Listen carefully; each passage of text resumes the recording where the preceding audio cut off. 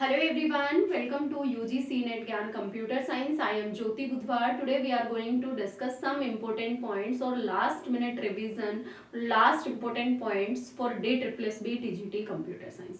तो जो भी स्टूडेंट हमारे साथ DSSB TGT Computer Science के लिए जुड़े हुए हैं उन सभी के लिए ये क्लास जो है बहुत ज़्यादा बेनिफिशियल होने वाली है।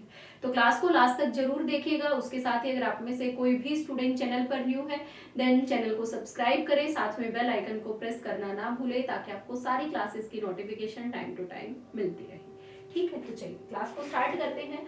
अगर मैं बात करूं, सबसे पहला हमारा आज का जो टारगेट है वो है DSSB TGT computer science stream के स्टूडेंट्स के लिए जिनका पेपर 25 मार्च को है।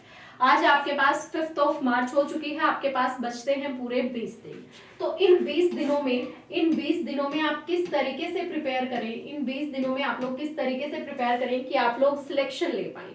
और DSSB TGT के अंदर बहुत सारे कैंडिडेट्स ऐसे होते हैं जो कि 1 नंबर से रह गया भाई, 2 नंबर से रह गया। ठीक है, क्योंकि बच्चे बहुत सारे फॉर्म फिल करते हैं, सिलेक्शन उसी का हो पाता है जो पेपर में अपने जितना उसने पढ़ा है उसके अकॉर्डिंग प्रॉपर एक्यूरेसी लेकर आता है। ठीक है, तो इसी से रिगार्डिंग आज के हमारे कुछ पॉइंट्स रहेंगे कि how to prepare for DSSB TGT computer science, last minute points, किस तरीके से आप लोग प्रिपेयर करें, क्या लास्ट मिनट स्ट्रेटेजी हो सकती है आपके एग्जाम में सिलेक्शन करने के लिए।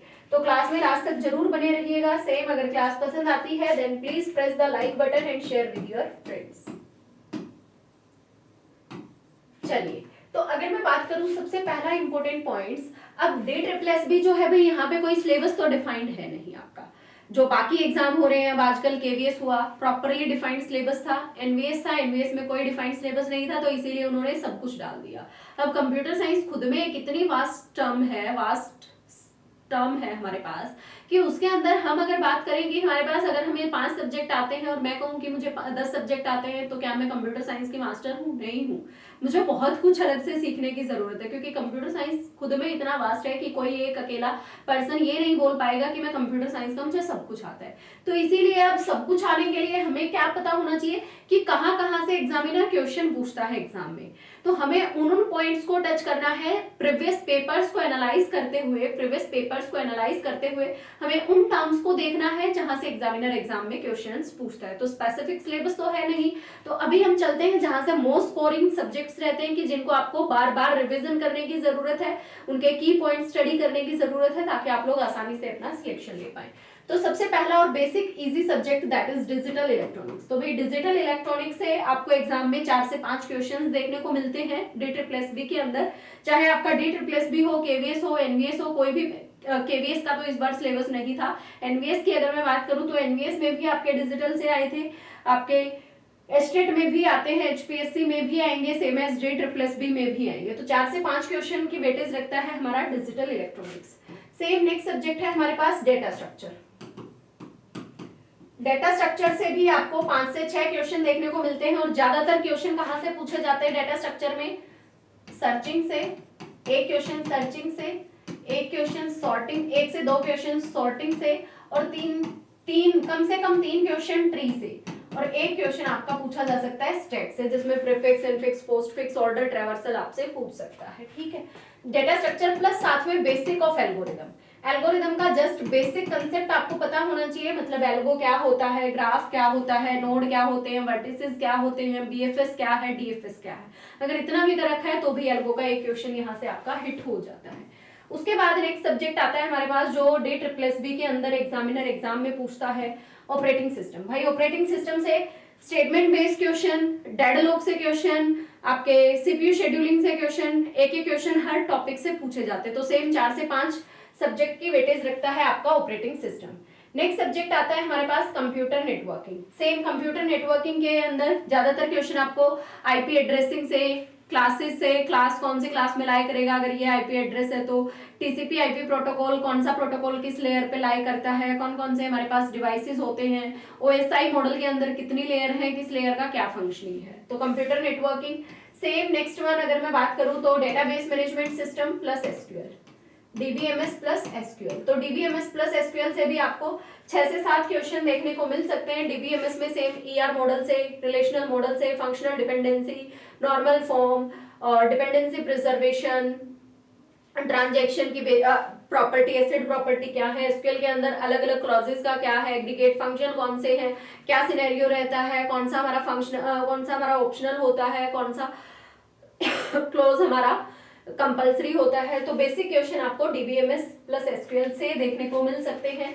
सेम एज नेक्स्ट सब्जेक्ट की अगर मैं बात करूं तो एचटीएमएल से आपको 1 से 2 क्वेश्चन देखने को मिलेंगे, एक्सएमएल से सेम आपको 1 से 2 क्वेश्चन देखने को मिलेंगे, वीबी 2 से 3 क्वेश्चन और सीएसएस 3 से 4 क्वेश्चन। तो ये हमारे हैं छोटे वाली टर्म्स, छोटे जिनसे आपको मिनिमम 1 क्वेश्चन मैक्सिमम 3 क्वेश्चंस देखने को मिल सकते हैं। ये सारे सब्जेक्ट मैंने ऐसे बताए हैं जिनसे आपको 4 से 5 क्वेश्चन हर सब्जेक्ट से देखने को मिल सकते हैं। उसके बाद आता है प्रोग्रामिंग के अंदर सी प्लस प्लस, प्रोग्रामिंग के अंदर सी प्लस प्लस से आपको एग्जाम में क्वेश्चंस देखने को मिलेंगे, सेम 4 से 5 क्वेश्चंस देखने को मिलेंगे।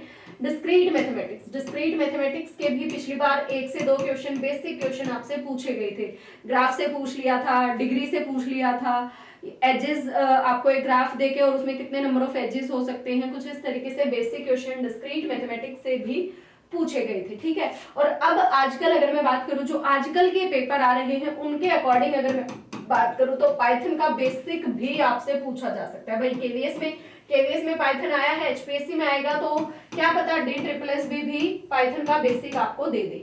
तो पाइथन का बेसिक आप लोग कर सकते हैं, जो हमने 3 से 4 क्लासेस मैंने बिल्कुल फ्री ऑफ कॉस्ट आपको करा रखी हैं। पाइथन की जो हमारी 3 फर्स्ट क्लासेस थी वो 3 फ्री क्लासेस हैं, बिल्कुल फ्री ऑफ कॉस्ट है, यूट्यूब चैनल पे भी है, एप्लीकेशन पे भी है, आप उन तीनों क्लासेस को देख सकते हैं, एक क्वेश्चन आपसे टीओसी का पूछ सकता है, टीओसी में से ग्रामर क्या होती है, प्रोडक्ट आपके क्या होते हैं, प्रोडक्शन रूल्स क्या होते हैं, या फिर सिंपल फाइनाइट ऑटोमेटा किसको रिकॉग्नाइज करता है, एलबीए, पीडीए, ट्यूरिंग मशीन, इस तरीके से। तो बेसिक क्वेश्चन आपको यहाँ से देखने को मिल सकते हैं।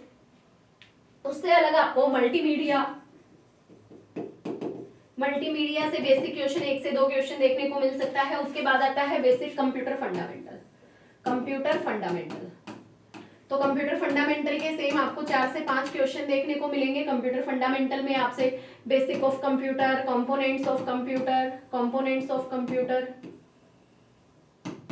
Memory, hardware, software, input output devices से भी बहुत बार क्वेश्चन पूछा जाता है। मेमोरी से क्वेश्चन पूछा जा सकता है, हार्डवेयर से क्वेश्चन पूछा जा सकता है, सॉफ्टवेयर से क्वेश्चन पूछा जा सकता है। उसके बाद आता है एमएस ऑफिस से आपको एग्जाम में क्वेश्चंस देखने को मिल सकते हैं। तो ये तो अभी हमने डिस्कस किया कि कहाँ से आपसे एग्जामिनर क्वेश्चन पूछ सकता है।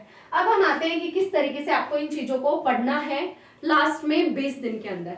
तो सबसे पहला तो अगर आपने अभी तक भी कुछ नहीं पढ़ा है या पहले से आप बहुत अच्छे से प्रिपेयर करते आ रहे हैं, जिसने पहले से बहुत अच्छे से पढ़ रखा है भाई, उसको सिर्फ और सिर्फ रिवीजन करना है। इन 20 दिन में आप इस तरीके से हर एक सब्जेक्ट को लाइक 1 से 2 दिन के अंदर कवर करो। इस 1 से 2 दिन के अंदर सेम आपका जो कॉमन पोर्शन है, कॉमन पोर्शन को भी आपको कंसीडर करते हुए कि कॉमन पोर्शन का आज मैं इतना पार्ट पढ़ूंगी, कल मैं ये वाला पार्ट पढ़ूंगी। तो अपना 20 दिन का आपको प्रॉपर टाइम टेबल बना लेना है, इन पूरे 20 दिन का, ठीक है। और कम से कम दिन में 4 से 5 घंटे आपको पढ़ना पड़ेगा, 4 से 5 घंटे आपको डेली पढ़ना पड़ेगा कंसिस्टेंसी के साथ। ये लास्ट के 20 दिन जो हैं, ये 4 से 5 में कम बता रही हूँ, इसमें आप लोग ज्यादा कर सकते हैं अकॉर्डिंग टू यू, जितना आपके पास टाइम है, ठीक है। और जिसने नोट्स बना रखे हैं, जिसने पहले से पढ़ रखा है भाई, वो उन नोट्स को सिर्फ और सिर्फ रिवाइज करे, पीवाईक्यू लगाए, एमसीक्यू लगाए। DSSS के जितने भी पेपर हुए हैं अब तक के, टीजीटी के हो या पीजीटी के हो, सभी क्वेश्चंस को लगा के देखते रहें कि किस तरीके से एग्जामिनर एग्जाम में क्वेश्चन पूछता है। ज्यादातर question DSSS statement based question पूछता है, 1 लाइनर क्वेश्चन पूछता है, बहुत ही बेसिक क्वेश्चन आपको देखने को मिलते हैं। तो इस तरीके से आप लोग क्वेश्चंस लगा सकते हैं, अपना टाइम टेबल बना के और कंसिस्टेंसी के साथ पढ़ें। भाई ऐसा ना करें कि कल संडे है, कल आप पूरा दिन पढ़ लें और आज फिर से मंडे वाले दिन आप 2 घंटे पढ़ें या 1 घंटा भी ना पढ़ें। तो ऐसा ना करें, चाहे डेली 2 घंटा पढ़ लें, लेकिन 20 के 20 दिन आप डेली पढ़ लें। उसके साथ ही अगर फर्दर अभी तक किसी स्टूडेंट ने कुछ नहीं पढ़ा और अब लास्ट में चाहता है कि 20 दिन में मैं बहुत जल्दी सारा सिलेबस कर लूं, तो कंप्लीट फुल सिलेबस अवेलेबल है एप्लीकेशन पे,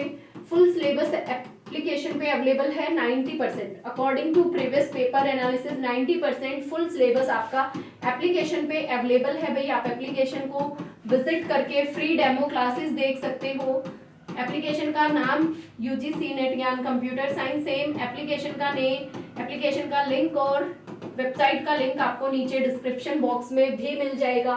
और अमाउंट जो है वो सिर्फ और सिर्फ अमाउंट जो है आपका सिर्फ 1499, यानी कि मात्र 1500 रुपए में आप पूरे 20 दिन अपना पूरा DSSB के सिलेबस को रिवाइज कर सकते हैं, जिसमें साथ में आपको हर पेपर, सारे पेपर दिए गए हैं DSSB, TGT के, PGT के, जो भी अब तक के पेपर्स आपके हुए हैं विद आंसर्स आपको सारे पेपर प्रोवाइड कराए हैं।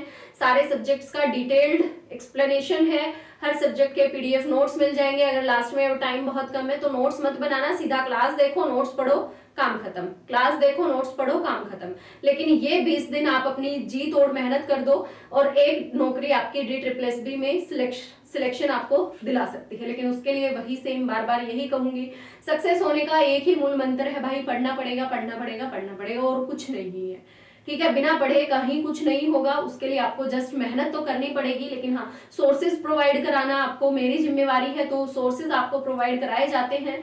तो उसके लिए आप लोगों को पढ़ने की जरूरत है, टाइम देने की जरूरत है। जितना ज्यादा टाइम देंगे, जितना ज्यादा पढ़ेंगे, उतनी ज्यादा आपकी इफिशियंसी आएगी। तो आई होप ये सेशन पसंद आया होगा। फर्दर किसी भी स्टूडेंट का कोई भी डाउट है then please comment your doubt in comment section. आज के लिए इतना ही, मिलेंगे नेक्स्ट क्लास में नेक्स्ट अपडेट के साथ। तब तक के लिए सभी स्टूडेंट इसी तरीके से प्रिपरेशन करते रहें।